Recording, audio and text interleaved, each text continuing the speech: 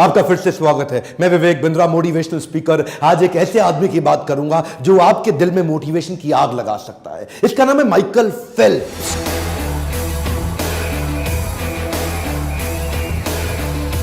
शायद आपने ज्यादा ना सुना हो, पर आपको इतना बता दूं कि पृथ्वी के इतिहास में किसी भी गेम में, किसी भी साल में, किसी भी देश में, किसी भी प्रकार से इससे ज्यादा मेडल दुनिया में ना कोई जीत सका और आसानी से जीत भी नहीं पाएगा। 7 साल की छोटी उम्र से स्विमिंग सीखना शुरू किया, इतना फोकस, इतना एब्जॉर्ब कि 10 साल की उम्र तक नेशनल रिकॉर्ड तोड़ दिए। 12 साल की उम्र में अपनी कैटेगरी के अगले नेशनल रिकॉर्ड तोड़ दिए। 15 साल की उम्र में स्कूल में रहते रहते पहला बच्चा बना अमेरिका के अंदर जो ओलंपिक्स तक पहुंच गया। उसके बाद जब तक ये स्कूल में था ना, तब तक अभी लाइसेंस नहीं मिला इसको ड्राइविंग का, लेकिन दुनिया के सारे रिकॉर्ड तोड़ दिए। और जब तक कॉलेज की उम्र में आया, अपने रिकॉर्ड पिछले फिर से तोड़ दिए। देखते ही देखते इस लड़के ने 4 ओलंपिक्स में 28 मेडल जीते।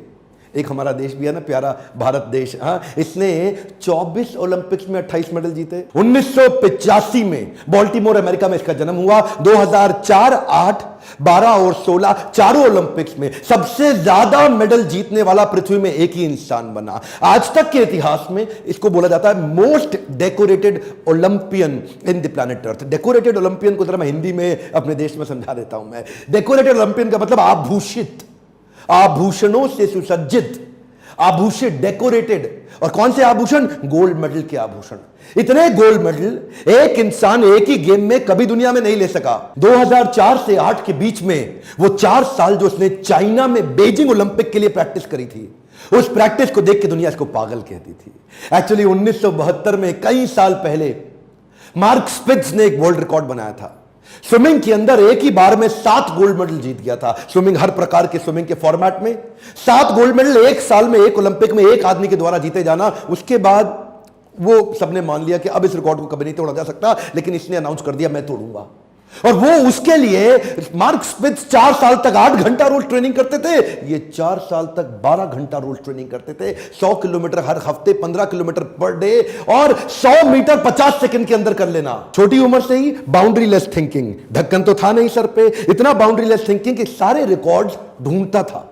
स्विमिंग में जितने भी प्रकार के रिकॉर्ड्स बने हैं उनको सामने पेपर पे लाता था, प्लान करता था और उस रिकॉर्ड को तैयारी के साथ तोड़ देता था। उस रिकॉर्ड को तोड़ने के बाद जो नया रिकॉर्ड बनाता उसको फिर से तोड़ देता था, और उसके बाद जो नया रिकॉर्ड बनाता उसको फिर से तोड़ देता था। अपने रिकॉर्ड बना के अपने ही रिकॉर्ड को तोड़ तोड़ के इतने रिकॉर्ड बना लिए कि यह भी एक रिकॉर्ड बन गया कि इतने रिकॉर्ड कोई कैसे बना सकता है। केवल इसके रिकॉर्ड्स बताना इस वीडियो के अंदर मेरा मकसद नहीं है। मैं तो मेरे प्यारे देशवासियों को तैयार कराना चाहता हूं कि वो कैसे ऐसी विचारधारा ला सके, वो कैसे ऐसा थॉट प्रोसेस, ऐसा एटीट्यूड, बर्निंग डिजायर क्रिएट कर सके। इतना आसान नहीं था इसका जीवन। जो उसका बचपन था बहुत संघर्षपूर्ण बीता।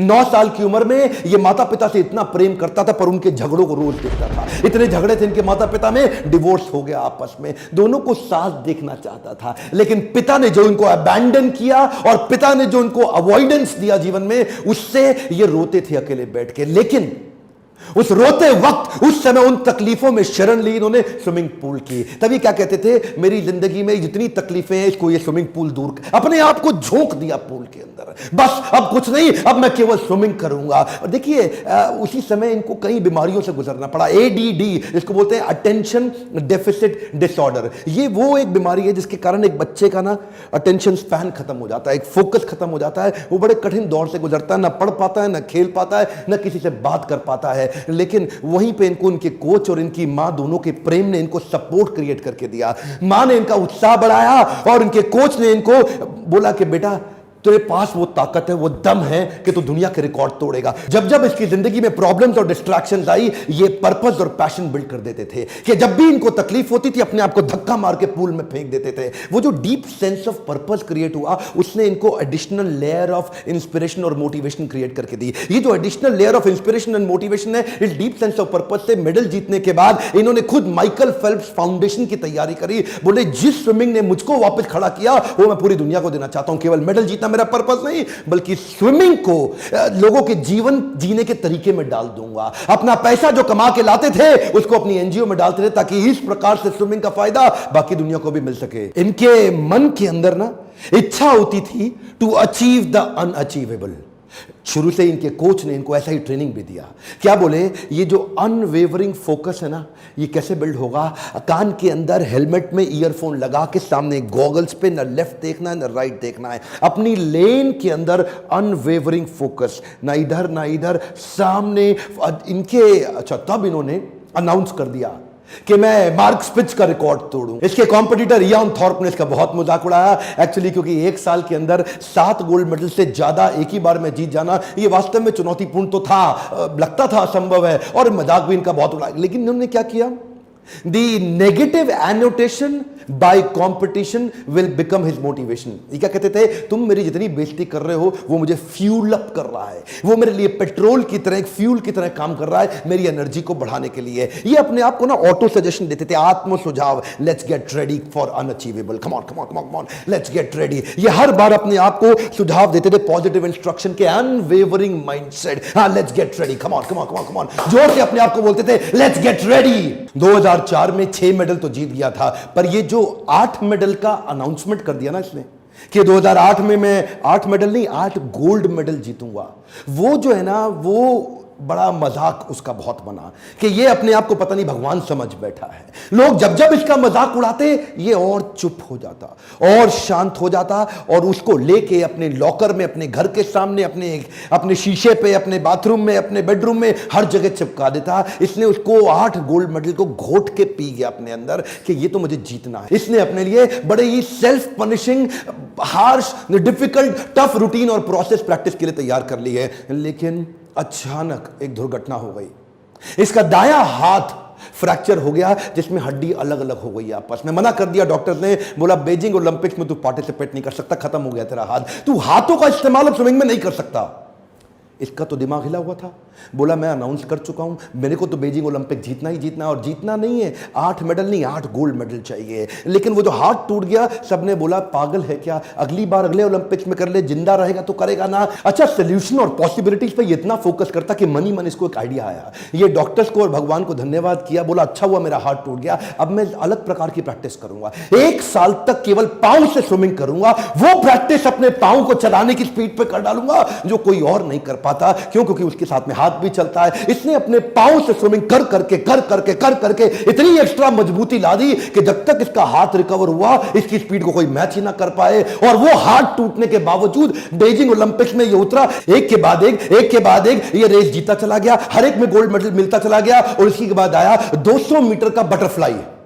ये जब 200 मीटर के बटरफ्लाई में भाई साहब कूदे तो इनका जो गॉगल्स था वो क्रैक कर गया, और जो गॉगल्स क्रैक हुआ ना, रेस चालू हो चुकी है, अब रुकने की कोई संभावना नहीं है। लेकिन गॉगल्स में पानी घुसने लगा, वो पानी घुसने से इसको डिस्टर्बेंस हो रही थी, पर ये रुका नहीं, बाहर से देख के किसी को पता नहीं लगा, ये पूरी तेजी से चलता रहा। क्यों? उसकी पुरानी हैबिट और उसकी प्रैक्टिस, उसकी स्पीड उसको काम आ रही थी। इसने गिने हुए थे कि हर 20वें हाथ पे मेरी एक ब्रेथ पार होगी, हर 20वें हाथ में मेरी दूसरी ब्रेथ पार होगी, और फिर 20वें हाथ में मेरी तीसरी ब्रेथ पार होगी। वो कैलकुलेटेड टाइम और उस फोकस के साथ 100 मीटर के बाद अंधा हो चुका था। ये कुछ नहीं दिख रहा था, लेकिन अब किसी बहाने का टाइम नहीं। एक भी मेडल में सिल्वर या ब्रोंज आया तो 8 का रिकॉर्ड खराब हो जाएगा। ये हाथ पे हाथ मारता चला गया, और आखिरी 20वें हाथ पे जब फर्श छुआ, गर्दन उठाई और ऊपर क्या देखता है, ऊपर लिखा है WR।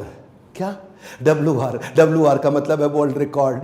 इसकी आंख में जो आंसू आया वो दुनिया ने देखा, क्योंकि ये अंधा हो चुका था, कुछ उसको दुख नहीं रहा था। और तब WR के साथ इसने 8वां गोल्ड मेडल लेकर के उस सारी चुनौतियों को prove them wrong. Come on, क्या प्रूव देम रॉन्ग। अपनी सफलताओं के चलते अब तक ये दुनिया के 5वें सबसे अमीर खिलाड़ी बन चुके थे।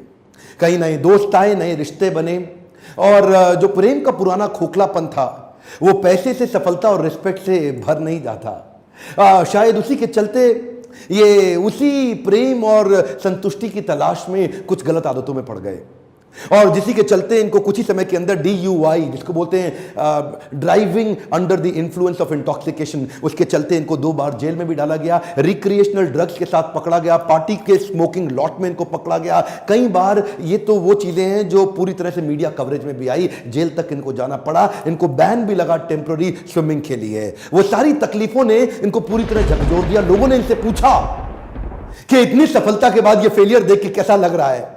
बोले कैसा लग रहा है? कुछ नहीं लग रहा, हो गया फेलियर, कोई बात नहीं, हो गया, इंसान हूं, मुझसे भी गलती हो सकती है, हो गया, लेकिन अब नहीं करूंगा। मैं इतनी दूर आया हूं यहां तक रहने के लिए नहीं और आगे जाने के लिए। अब नहीं करूंगा, जो हो गया पुनर्जन्म, नया जीवन स्टार्ट, रीस्टार्ट करने जा रहा हूं। बाउंस बैक किया, वापस खड़ा हुआ, उधर सपोर्ट सिस्टम काम आया। इसकी माता जी जो इसकी मदर थी, जिन्होंने इसको आज तक इतना बड़ा ताकत दी, और इनका वो इटरनल कोच जो आज तक इनका कोच है, जो बचपन से इनका, उन्होंने आकर के इसको खड़ा किया। इन्होंने दूसरे स्पोर्ट्स में नजर डालनी शुरू करी कि बाकी खिलाड़ी कैसे खेलते हैं, वापस खड़े हो गए। 2012 में संन्यास ले चुके माइकल फेल्प्स 2014 के अंदर फिर अपने आप को खड़ा करने की कोशिश करी। Roger Federer, Rafael Nadal, Tiger Woods, ये दूसरे खेलों के खिलाड़ियों को देख के फिर से इंस्पिरेशन गैदर किया, बुरी आदतों से अपने आप को निकालने का प्रयास किया। कृष्ण कहते हैं गीता के अंदर, भोग ऐश्वर्य प्रसक्ता नाम तया फृत चेतसाम व्यवसायत्मिका बुद्धि समाधो न विधीयते। जो आदमी भोग और ऐश्वर्य, भोग ऐश्वर्य प्रसक्ता नाम, भोगा इंजॉयमेंट और ऐश्वर्य मतलब पैसा, धन, धनाढ्य, जो भी आदमी भोग ऐश्वर्य प्रसक्ता नाम इन दोनों में अटैच होता चला जाएगा, उसके साथ क्या होगा, व्यवसायत्मिका बुद्धि, उसकी फोकस्ड इंटेलिजेंस, समाधो न विधीयते, वो समाधि में प्रवेश कर ही नहीं सकता। समाधि का मतलब क्या हुआ, अनवेवरिंग इंटेलिजेंस, वही इंटेलिजेंस जिसने इसको 2008 और 12 में सफलता दिलाई, वो इंटेलिजेंस गायब होती हुई दिखाई पड़ी। क्यों, भोग ऐश्वर्य प्रसक्ता नाम, दुनिया के 5वें सबसे अमीर खिलाड़ी बन चुके थे। भोगा और ऐश्वर्य ये आपको गोल से हमेशा दूर कर देगा। आपके लिए लेसन है, कम ऑन, आपसे बात कर रहा हूं, ध्यान दीजिए। भोग ऐश्वर्य प्रसक्ता नाम, जो भी आदमी पैसा आने के बाद भोगा और ऐश्वर्य में प्रवेश कर जाता है, समाधो न विधीयते, वो समाधि में प्रवेश नहीं कर सकता। डीप एब्जॉर्प्शन खत्म हो जाएगा, फोकस्ड इंटेलिजेंस खत्म हो जाएगी। भोग ऐश्वर्या से बाहर निकले और 2016 की तैयारी करी और दोबारा 5 गोल्ड मेडल के साथ फिर से बाउंस बैक किए। दुनिया भर में ये एक ही व्यक्ति ऐसा है जो 28 में 23 गोल्ड मेडल ले लिए, 28 मेडल ओलंपिक्स में, इनके अलावा किसी के पास नहीं है। एक आंकड़ा आपको देना चाहता हूं जो थोड़ा दुखी तो करेगा पर सीख, लर्निंग बहुत बड़ी देगा। पिछले लगभग 100 सालों के अंदर हमारा पूरा भारत मिलकर के 24 ओलंपिक्स में 57 खेलों को जोड़ के, समर ओलंपिक्स, विंटर ओलंपिक्स, 57 खेलों को जोड़ के पिछले 24 ओलंपिक्स के अंदर केवल 9 गोल्ड मेडल जीत सका। ये भाई साहब अकेले, एक हम पूरा देश नहीं, अकेले 4 ओलंपिक्स के अंदर 23 गोल्ड मेडल जीत गए। हमारा पूरा देश मिलके 9, ये अकेला 23 गोल्ड मेडल। इसमें और हमारे में एक कॉमन चीज है, वो क्या है, हमारे भी टोटल 28 मेडल हैं, इसके भी टोटल 28 मेडल हैं, लेकिन इसके 28 मेडल में 23 गोल्ड हैं और हमारे 28 मेडल में केवल 9 गोल्ड हैं। ये पूरा देश मिलके इसकी एक आदमी की बराबरी नहीं कर पा रहा। आपको एक माइकल फेल्प्स का सारांश में मैसेज दे दूं, सैटरडे हो या संडे, हॉलीडे हो या बर्थडे, क्रिसमस डे हो या एनी डे, साल में 365 दिन और लीप ईयर में 366 दिन, 12 घंटे का ट्रेनिंग रोज करना है। 12 घंटे का ट्रेनिंग रोज करना है, कोई ऑप्शन नहीं है। और ऊपर से जो इनका कोच था ना, वो बड़ा अजीबोगरीब आदमी, उसने बड़ा कमाल कर दिया। उसने इनकी शब्दावली बदल दी, इनकी वोकैबुलरी बदल दी। इनकी वोकैबुलरी से एक वर्ड डिलीट कर दिया, वो है ना। नो वर्ड, ना वर्ड डिलीट ही कर दिया। बोला ये नहीं हो सकता, वो नहीं हो सकता, कुछ नहीं, ये हो सकता है, वो हो सकता है, सब कुछ। 365 दिन लगातार कंसिस्टेंट ट्रेनिंग, इसको बोलते हैं एक्सट्रीम डिसिप्लिन। 100 जगह पे 1 फुट गड्ढा खोदने से पानी नहीं मिलता, एक जगह पे 100 फुट गड्ढा खोदने से पानी निश्चित रूप से मिल जाता है। यही डिसिप्लिन हमारे देश को बिल्ड कराना है। इस वीडियो को एक रिक्वेस्ट कर रहा हूं, थोड़ा सा तो आपको भी करना पड़ेगा, उठा के आग की तरह फैला दो हर एक स्टूडेंट को, स्पोर्ट्समैन को और स्पोर्ट्स मिनिस्टर तक, और उस बच्चे को पहुंचा दो इस वीडियो जो आग लगा सके। अगली बार ओलंपिक्स में अगर यह वीडियो थोड़ा भी मदद कर सके तो देश का भविष्य बदलने में मेरा साथ दीजिएगा। लाइक करिए अगर आपको ऐसे वीडियो अच्छे लगते हैं, सब्सक्राइब करके बेल आइकॉन नहीं दबाया, अगला शक्तिशाली वीडियो आपसे छूट जाएगा। कमेंट बॉक्स में लिखिए अगला कौन सा वीडियो देखना चाहते हैं। मेरे साथ जुड़े रहने के लिए, हर बार वापस आके वीडियो देखने के लिए प्रेम से आपका धन्यवाद।